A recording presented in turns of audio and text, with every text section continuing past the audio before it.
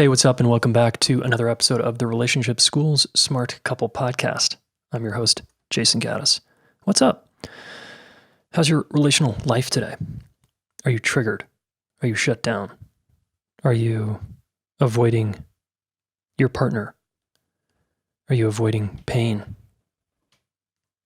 Remember how we roll here? We stand up and deal with our pain, and we deal with the person in the mirror. If you're new, welcome.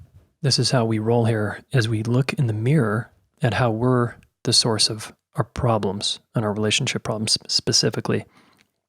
Not in blame, not in self-blame, but in personal responsibility. Because that's the empowerment path. Getting responsible for your relationship life. Not hoping it gets better, not praying it gets better, but rolling up your sleeves and dealing so that you can become more empowered in your love life. All right? Okay, in the last episode, we talked about bad relationship coaching that sucks or is ineffective. All right? So I give you some tips on how to find what to look for really in a relationship coach. So we'll take it a step further today and talk about good relationship coaching.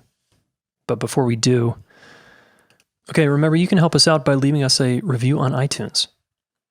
BB Snooks left us this one. The first podcast really explains the dilemma of relating and where we have not found any tools on how to do that in a more demanding world. I found this pod by searching Stan Tatkin and continue to listen. However, the very first pod is an excellent way to start. Great podcast. Thanks. Cool. You're welcome, BB Snooks, and thank you. Right back at you. Yeah, we're not giving tools, guys, so we're giving you tools now. All right, 200 and something episodes of tools. Hopefully you're changing your life here. So if you feel like that's happened in some way, shape, or form and you've got something out of us, please leave us a review on iTunes. Thank you. All right, if you want to join us on Facebook, go to type in your search bar, monogamy, smart couple, and you'll see us there, and you can ask to join. Thousands of people are in that group, and it's extremely active.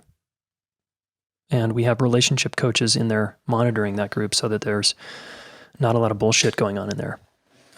Although sometimes there is, and we remove people if that is the case. Okay. Happy summer. My goodness. Very cool time of year here in Colorado. All right, let's get into good coaching. Okay, a good relationship coach does a few things. Okay, I've got 4 things here. They do many more than 4. But the first thing is their training is longer than a few months or weeks. Right? Ideally, they're training for at least 6 months, but ideally longer, like 9 months. And ideally, their training never stops. So our coaches here at the Relationship School, for example, do a 9-month training to get into our coaching program, and then it's another 9 months. So 18 months of training. That's pretty rigorous. This is a serious coaching program. So you want to find coaches, relationship coaches specifically, that are training and they never stop training and learning how to help you more effectively. Okay? Number 2, the coach is a work in progress. And if they're a relationship coach, they continually work on their own shit and their relational life. Imagine a financial coach who just stops learning about money and finances. Okay? They think they're at the top of their game and they can stop learning, but the market's always changing. Their financial situation perhaps is always changing.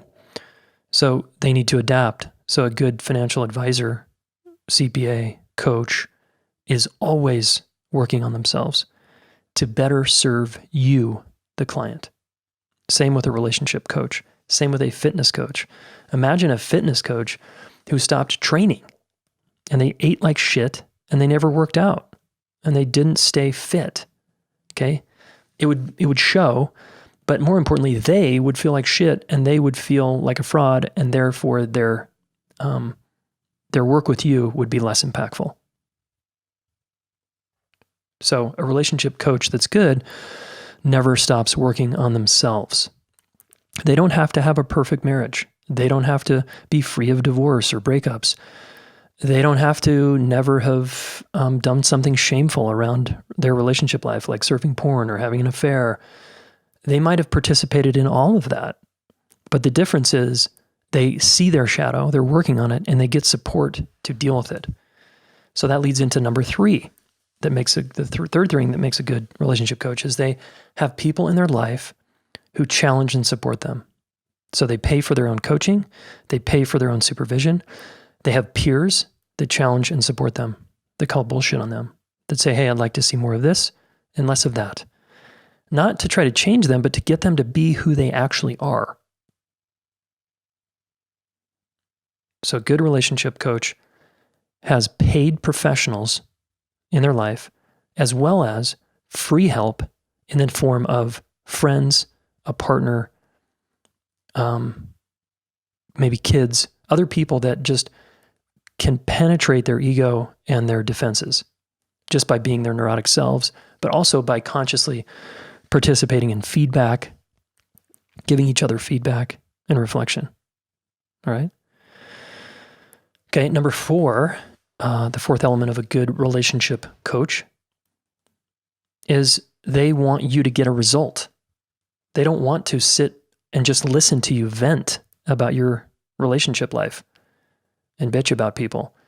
They want to hold your feet to the fire and say, look, if you're going to get from where you are, which is pain, to where you want to go, which is, a better place, not free of pain, but a better place, as is judged by yourself, not the coach, but as you dictate is what is better, then they say, let's go after that result.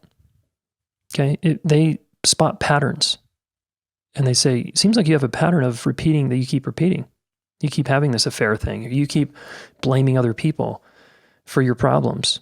Let's do it differently because that's going to get you to where you want to go. And the client, now this is the really, really important element, okay?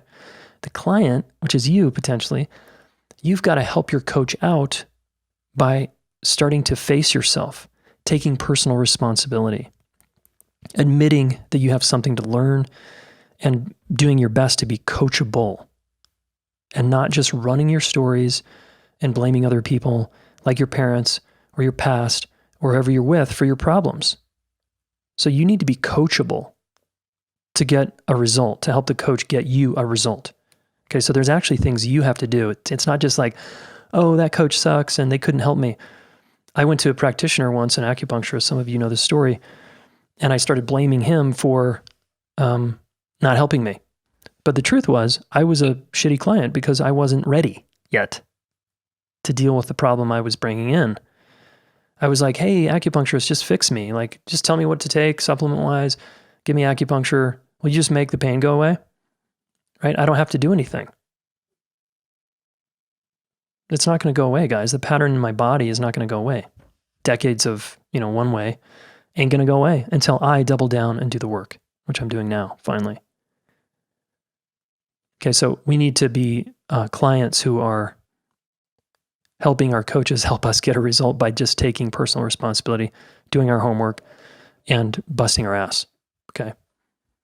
All right, so these are the elements, the four elements of good coaching. And again, we can help a relationship coach be effective with us by being coachable and taking responsibility. Okay? Awesome. Now, in the next episode, our third podcast on relationship coaching, we're going to hear from some relationship coaches, real life relationship coaches, and what their journey's been like. And we'll see, are these bad coaches or good coaches? I think you already know where this is going. So I think it's going to be helpful, okay? Because we want you to find effective relationship help for your life. All right, friends, good coaching. Okay, I want you to hire yourself a good coach when you need one, a good relationship coach especially. Someone who's has your back, who challenges you and supports you and does their own work, all right? And they're held accountable by a larger group. They adhere to a code of ethics like our coaches do. People who just are in integrity to help you, and they never stop doing the work. So that person this week is Tanya. Okay, we've got lots of relationship coaches. Tanya is in our professional network. She's one of our coaches who is an amazing human being. She's been a nurse for a ton of years in schools. She recently, last year, taught high school kids our relationship class. And Tanya was in the trenches on the ground dealing and helping young people connect and learn how to connect and talk about love openly. Her class, she said many times she was in tears and it kind of blew her away. Well, Tanya got these skills. I mean, already she knew how to be with people, right? She was a nurse, but Tanya had that habit of being kind of a fixer and a rescuer. And Tanya upgraded her helping skills big time here at the relationship school, becoming a level 1 relationship coach. So here's what Tanya had to say. After having come out of a traumatic divorce, the biggest thing I got was just going from victim to author of my life. Yeah, super powerful. And to a place of just disempowerment to now I just feel really empowered and solid in my personal life and just super equipped to go out and help others. Yeah, to find that same freedom. Yeah, not just super equipped, but she was already pretty equipped. So if you're listening, you're like, yeah, but I'm a nurse or I'm a teacher already or I'm a therapist or whoever. Okay. And I guarantee you're going to get your cage rattled here and get a big upgrade in how you help people effectively with their relationship challenges. So if you want to become a good relationship coach, we have a coach interest call on June 18th at noon Mountain Time. Go to relationshipschool.com/yourfuture if you want to register for that. And I'll be on that call and answering your questions, talking about the program, talking about the techniques we use and the tools you use and why it's coaching and why it's effective coaching. All right. Coaching is cool because the market understands coaching. Almost everybody now has a coach, which is basically a mentor, helping you navigate the shit in your life. So that's what we're here to do, is help you navigate your relationship life. Okay. You can always check out our relationship coaches page on the main website. They're amazing human beings there. And come ask me a question. All right. Come sign up. And if you want to do our level 1 coaches training, there are some prerequisites that we're going to have to talk about that you do. One is our deeper course. One is you got to interview with me. We got to make sure you're a good fit. We don't take everybody into this program. Okay, not everybody finishes this program because it's so demanding. Because I'm going to ask that you really look at yourself. Okay, to be effective with other human beings, you must look in the mirror. Okay, everybody, thanks again. relationshipschool.com/yourfuture for that level 1 relationship coaches interest call. Okay, thanks again for your listening ears, and more to come. Here's to spreading the love in the world. Hey, thanks so much for listening. Relationship School fans and Smart Couple listeners, please subscribe to this YouTube channel, all right? Do us a favor, subscribe, share one of these videos with a friend, all right? We want to help the planet get their act together around relationships, and you are one of them, so thank you.